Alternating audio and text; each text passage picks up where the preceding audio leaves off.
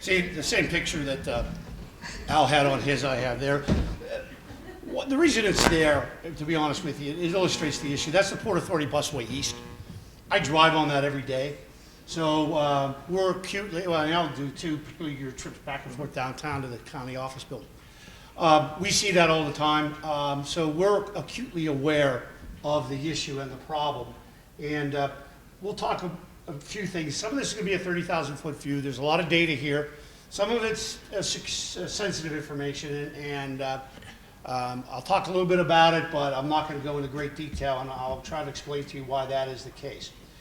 First, a little bit, and some of the other guests, because I got here a little bit late because I had to do a presentation this morning with our Building Owners and Managers Association downtown with this same slideshow. Bulky cruise is a little bit different, and it has a high concentration of volatile chemicals, gases embedded in the gas, off gases, particularly when there's a derailment. If it's being transported by rail, you get the off gassing from the embedded gases, and that's the flammability issue. It creates a significantly higher risk of an explosive and fire event because of those, and it's the nature of the beast. We have shipments through the city every day, generally. It varies as to the better the economy is, the more we need crude products, therefore the more that move. I would say at least 4 or 5 times a week minimum I would see on my days, so it's there quite frequently. The problem we have is that these rails go between urban centers and urban centers. And there's a reason why this is the case. That's what people go on. Back in the 80s, Amtrak was scaling back, and they wanted to discontinue passenger rail service through Pittsburgh. The then mayor, at the time, Mayor Caligiuri, raised holy heck, and through legislative folks in DC, prevented that from happening. That's the good thing. The bad thing is, guess what the best maintained rails are? Passenger rails. So do we want hazardous materials on bad rails? No, we want them on the best rails possible, the best well-maintained ones. Unfortunately, the flip side of that is they run through urbanized areas. Rail passengers don't run from little community here in the rural area to a rural community here. That runs from Pittsburgh to Philadelphia. So for better or for worse, it is what it is. And what we have to be able to do is try to make sure nothing does happen. And if it does happen, that we're best well prepared to respond to it and cause the minimum amount of adverse impact. And part of that, as Al mentioned in his presentation on the emergency management perspective side, is preparation, risk assessment. We'll talk a little bit more about that. This is fairly long, but it was extracted from a report done by, it's in there somewhere, I can't see it off the top of the head, but 59% of the accidents are due to rail issues. All right, no surprise. And yet probably the rest part of it is human error. So we can do certain things to it. Now, believe me, rail operators do not want to have accidents. Believe me. So this photograph here was taken by myself 2 weeks ago. 3-4 times a year they come through this, and I see it when they do, and a lot of times it generates false 911 calls because they grind the wheels, they grind the rail lines, and it produces all kind of smoke, and Al gets 911 calls for a train derailment and on fire. You wouldn't believe how often we get those. They are working on these rail lines to make sure that they're in the best possible position. I'm not going to read the slides to you. I'll just add some value-added stuff as we move along. They are the best maintained rail lines, as I said. Now, this is me coming into work in the morning, and I'm doing something I shouldn't do, distracted driving down the road, taking a picture with my camera. But this is what we see. I see every day coming into work. Well, not every day, almost every day. These guys here are going east to west, which is probably what? Empties. Okay, because the refineries are on the East Coast. So these are going west, so these are the empties. In the morning, it's the empties. Usually in the afternoon or evening, it's the full ones going the opposite direction. And there's just another series of photographs that I took that shows that they do, understand, they do as best they can to keep these things as safe as possible. But accidents will happen. A little bit additional background, threat and hazard analysis. We had a gentleman mention Fusion Center. That information, we're deeply involved in the Region 13 Fusion Center. We've received information from the Commonwealth on where the rail lines are and the traffic, and we have that information. And it's not something the conundrum we have is we want an informed public. We want people to know what the risks are. We want them to be prepared to be able to take care of themselves. Because if you can take care of yourselves, we don't have to save you. So, but the other side of it is we put two information out. There are folks out there who have bad intentions. And it is good, sometimes the bad guys don't need to know what the good guys know. So we have to be very selective about what we let out. Because if we give it to you all, it's in the public, and anybody can get it. So rest assured, believe me when I say, we have no desire to keep secrets from the people that pay our salary, and that's you all. But at the same time, we have an obligation to make sure the bad guys don't get the information that can make the situation worse. We've done analysis of all the data we've provided to all our counties in Region 13 as to where various critical infrastructure is within a half mile on either side of a rail line.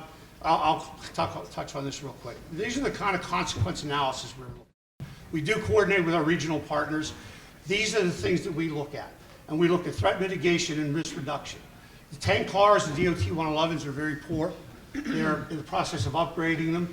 But I think there was something I was at that they told me that by the time all the DOT 111s are fixed, we'll be exhausted all the Bakken crude anyhow.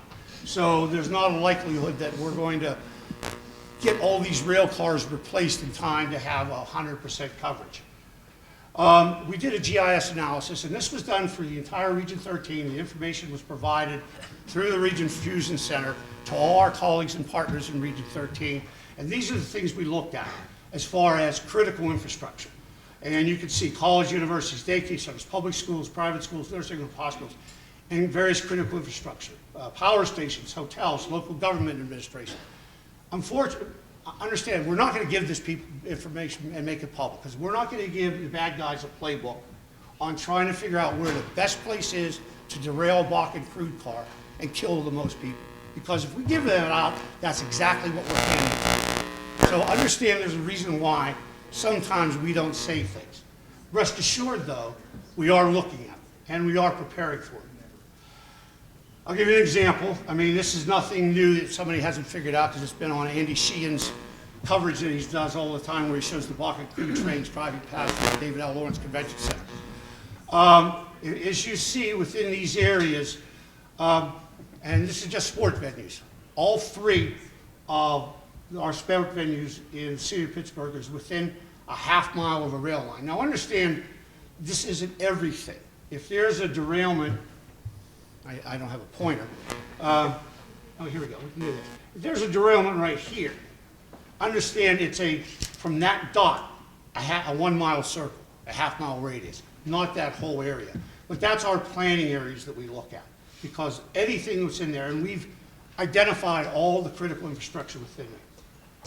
Our central business district evacuation plan, that's going to be a key for us moving people out of the way. And we mentioned, someone mentioned earlier about a 1 mile. The issue here is we have to handle this problem like eating an elephant. We have to take it a bite at a time. There is really no way we're going to be able to do in an urban area a mile on either side of a rail line. This isn't going to happen. So we go to the minimum standard that is recommended by the DOT handbooks, and we do the 1/2 mile. That is going to be a phenomenal job to begin with, but that's the planning level that we're going to do. And then understand that we're going to try to clear those areas first, where I identify the risks within them. Could you hand me that down? I'm sorry to put, yeah, either way, I'm just going to dry mouth, that's all. That's the way we're going to plan to do it. That CBD evac plan has a very complex set of ways of going about this. This was done by a federal study post September 11th on how we're going to clear out the central business district because of the issues we had on September 11th. This ties in very nicely with what we have to do to protect the downtown business district and all the people that are in it on a typical business day. So again, to illustrate the point, we're working on it. We got it covered. We're doing things in depth and with the intent of protecting the public safety. This is just a summary of one of our planning meetings on September 8, 2015. Understand emergency management. On my challenge coin, I have our motto, which is Pastoris Filium. That means cat shepherd. All right, so emergency management people are cat herders. They try to get everybody on the same page, go in the same direction. And that's what we're going to do. We have subject matter experts, police, fire, EMS, public health, United States Coast Guard. They're all in this planning effort to come up with something that will work very well. October 13th meeting, a recap. And if there's one other one I wanted to make a mention to, evacuation zones. Bloomfield, train derailment, 1986. Some of us old people were around for that, I was. We evacuated 17,000 people out of the Bloomfield area. What was smack in the middle of the evacuation zone was West Penn Hospital. We decided as a matter of response, we're not evacuating the hospital. We did sheltering in place because the expert opinion was we would kill more people moving them because of that population than if we left them where they were at and dealt with a shelter in place. So a lot of these things are not cut in stone. You have to depend on the incident commander with boots on the ground to work within the construct and the framework of a plan and make the best possible decisions. So a lot of these things are in flux, and that's why we take this very seriously, because we understand that we're responsible to make sure no one dies or the minimum number of people die and the minimum amount of damage. We take this very seriously. We do it all the time on everything, whether it be flooding or large urban fires or any other kind of emergency incident. This one has a little bit, some unique characteristics to it, so that's the reason why it's getting this kind of attention. And again, I wish we would have more people interested in other emergency events as much as they are about this particular one, because more people die. The single biggest cause of death by natural events in the Commonwealth of Pennsylvania is flash flooding. All right, so I lived through that on Washington Boulevard. So, but not too many people are worried about driving their car through flooded water. They do it all the time. So preparedness is just not this, folks. You need to prepare for a whole slew of things. Now, I got to get out of here before they grab me by the scruff of the neck and drag me away. Luckily, I like you. Thank you. All right, thank you.